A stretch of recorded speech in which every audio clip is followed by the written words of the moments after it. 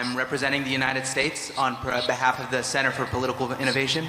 And Mr. President, I'd like to echo my partner's sentiments in saying thank you so very much for allowing us to come here. But I'd also like to say that it is a little bittersweet for me to be here because, for example, during the opening ceremony, there was a moment where we were all joining hands.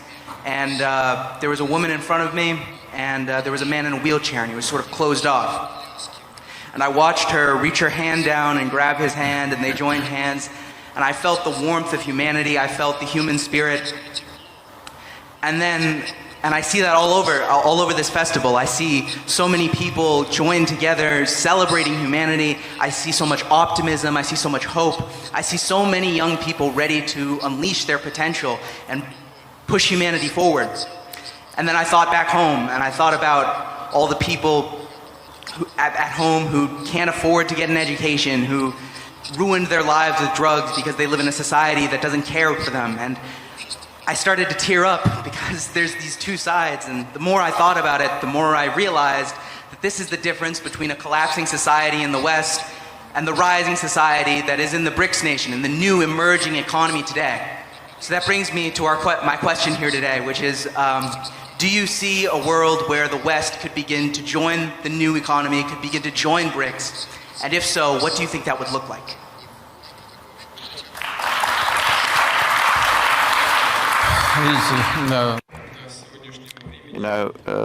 Before today, everybody wanted to join Western structures, including Russia, that wanted to join the G7.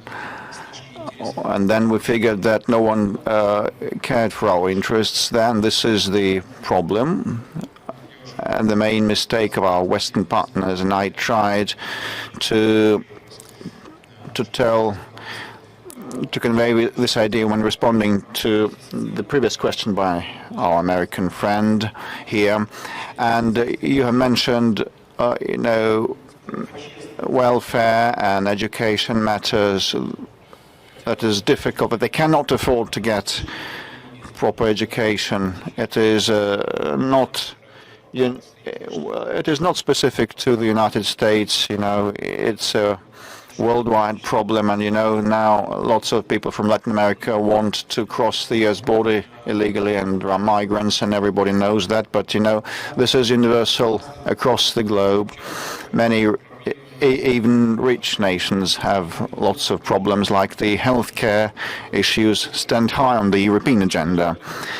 The United States has always tried to create the context, the most enabling context for top-ranking professionals, high-skilled professionals from across the world, and they offer better and higher salaries, and the Europeans migrated to the United States, therefore.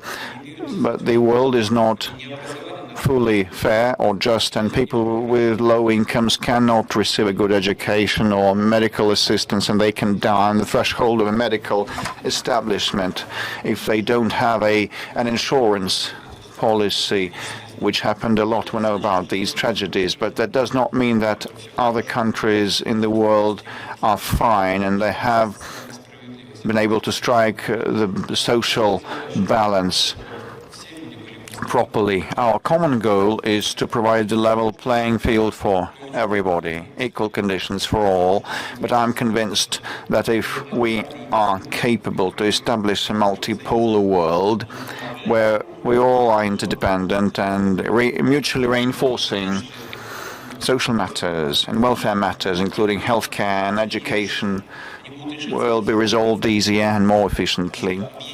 Because joining hands, we can attain more and do better. Thank you. And we have BRICS